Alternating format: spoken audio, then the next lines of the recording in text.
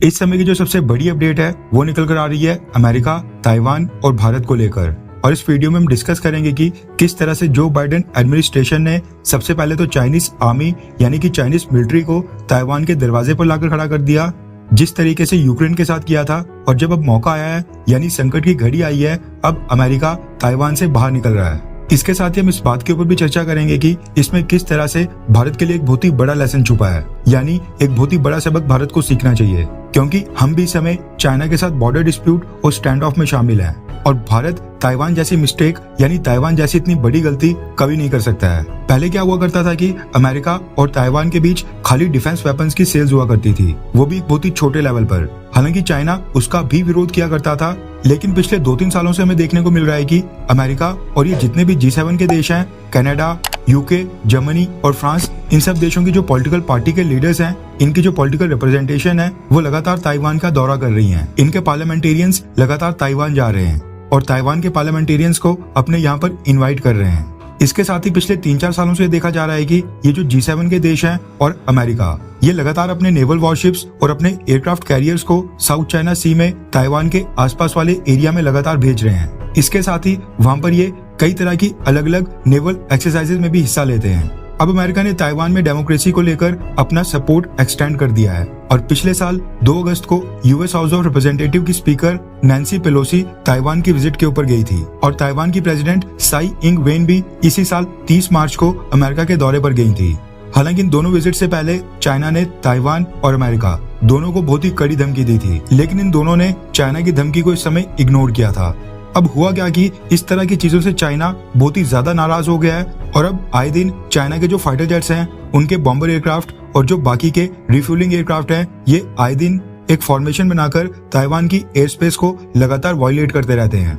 इसके अलावा आज भी जो चाइना की नेवी के नेवल वेसल्स हैं, फ्रिगेट्स, डिस्ट्रॉयर्स और बाकी तरह के जो नेवल वॉरशिप्स हैं, उन्होंने ताइवान को एनसर्कल करके रखा हुआ है, यानी चारों तरफ से ताइवान को घेर लिया है। और ये जो सिचुएशन नैन्सी पेलोसी की विजिट के बाद हुई थी, ये अब न्यू नॉर्मल हो गया है। इसके बाद अब जो इंटेलिजेंस रिपोर्ट्स निकल कर आ रही हैं, वो ये सजेस्ट करती हैं कि चाइना कभी भी ताइवान के ऊपर हमला कर सकता है और चाइना ने ताइवान के ऊपर हमला करने की पूरी तैयारी कर ली है और चाइना के पास इस समय वो पूरे रिसोर्सेज हैं जिनसे वो ताइवान को टेक ओवर कर सकता है। इसी चीज को देखते हुए अब अमेरिका यानी कि जो बाइडेन एडमिनिस्ट्रेशन पूरी तरह से घबरा गया है और इसने इवैक्यूएशन प्लान स्टार्ट कर दिया है। रेफरेंस के लिए आपकी स्क्रीन के ऊपर आर्टिकल भी है। दरअसल रिपोर्ट्स निकल कर आ रही हैं कि यूएस गवर्नमेंट यानी कि जो बाइडेन एडमिनिस्ट्रेशन ताइवान से अमेरिका के सिटीजन्स को वहां से इवैक्यूएट करने के लिए इवैक्यूएशन प्लान्स को ड्राफ्ट कर रहा है। इस समय अमेरिका के अंदर यानी जो बाइडेन एडमिनिस्ट्रेशन में जो भी ताइवान विंग को हैंडल कर रहे हैं लोग, वो कॉन्टीजेंसी प्रोटोकॉल्स तय कर रहे हैं और इस चीज की तैयारी कर रहे हैं कि अगर उनको अचानक से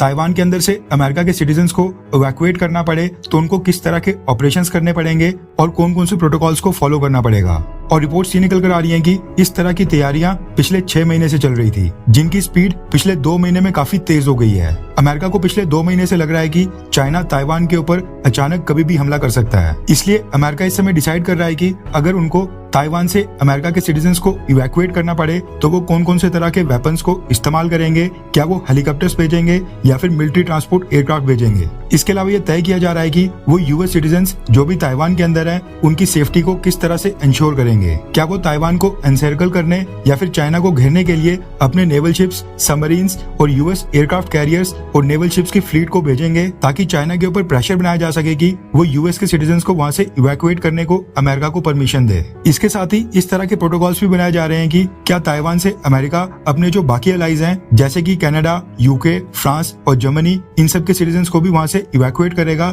या फिर नहीं। और अगर ताइवान से यूएस मिलिट्री इवैक्यूएशन करेगी तो वो कौन सी नियरेस्ट कंट्री होगी जहां पर ताइवान से अपने सिटीजन्स को निकालकर अमेरिका प्लेस करेगा और फिर वहां से अमेरिका ले जाएगा। इसके अलावा ये भी तय किया जा रहा है कि अमेरिका इस इवैक्यूएशन प्लान में अपने कौन कौन से नेवल एसेट्स और कितने नेवल एसेट्स को वहां पर ताइवान के अंदर डिप्लॉय करेगा और क्या जरूरत पड़ने पर अमेरिका ताइवान के अंदर बूट्स ऑन ग्राउंड यानी अपने ट्रूप्स को इवैक्यूएशन प्रोसेस के लिए जमीन पर उतारेगा या फिर नहीं। अब ये सारी चीजें इस समय जो बाइडेन एडमिनिस्ट्रेशन में जो भी वहां पर ताइवान विंग है वहां पर प्लान की जा रही हैं और इस तरह की तैयारियां, इस तरह की प्लानिंग पिछले 2 महीने में काफी तेज हो गई है, क्योंकि अब अमेरिका को लग रहा है कि चाइना किसी भी समय ताइवान के ऊपर हमला कर सकता है, क्योंकि चाइना ने जो ताइवान को एनसर्कल करते हुए जो भी अपने यहाँ पर बिल्डअप किया है, फोर्सेस तैनात किए हैं और जितनी बड़ी मात्रा में डिप्लॉयमेंट की है उसको देखकर अमेरिका चाइना के इरादों से बिल्कुल भी संतुष्ट नहीं है। अब यहाँ पर ताइवान से जो इवैक्यूएशन होना है वो इतना आसान नहीं है। आपने देखा होगा कि यूक्रेन में जो इवैक्यूएशन हुआ था वो भी कुछ आसान नहीं था। रशिया लगातार यूक्रेन के ऊपर हमले कर रहा था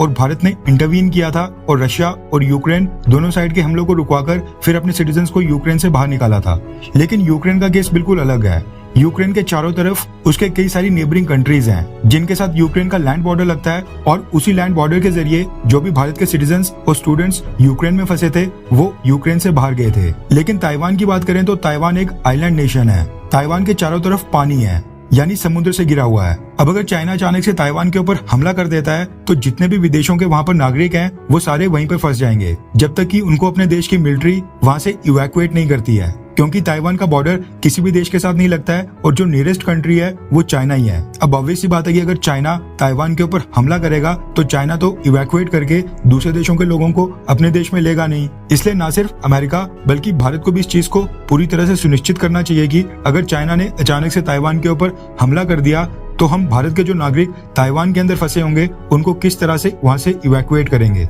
उसके क्या प्रोटोकॉल्स होंगे और उसकी क्या तैयारियां की जानी है। अब भारत के लिए यहाँ पर एक बहुत ही बड़ी सीख है। जिस तरह से अमेरिका ने यूक्रेन को पीछे छोड़ दिया था ठीक उसी तरह से आज की डेट में अमेरिका ताइवान के साथ भी कर रहा है। और अगर ताइवान और यूक्रेन इन दोनों का केस देखा जाए तो ये दोनों अमेरिका की शय के ऊपर ही चाइना और रशिया से पंगे ले रहे थे। और न सिर्फ यूक्रेन बल्कि ताइवान में भी अमेरिका ही वो पहला देश है जिसने सबसे पहले इवैक्यूएशन प्रोटोकॉल्स को फ्रेम करना स्टार्ट कर दिया है और ताइवान से अपने देश के सिटीजन्स को वहां से इवैक्यूएट करने की तैयारियां ऑलरेडी स्टार्ट कर दी हैं। अगर अमेरिका ताइवान को पुश नहीं करता, ताइवान के साथ इतनी डिफेंस वेपन्स की सेल नहीं करता, ताइवान में लगातार अपने स्पीकर्स और अपने पार्लियामेंटेरियंस को नहीं भेजता, तो क्या पता चाइना ताइवान को टेक ओवर करने के लिए इतना ईगर नहीं होता, इतना आतुर नहीं होता। और ये जो ताइवान के ऊपर चाइना के हमले का खतरा बना हुआ है, क्या पता ये अभी फिलहाल के लिए टल जाता। अब सेम सिचुएशन भारत और चाइना के बीच है और भारत और चाइना का जो स्टैंड ऑफ है, जो बॉर्डर डिस्प्यूट्स हैं, वो खत्म होने का नाम नहीं ले रहे हैं। और ये जो यूक्रेन और ताइवान की सिचुएशन है, ये भारत को ये सबक सिखाती है कि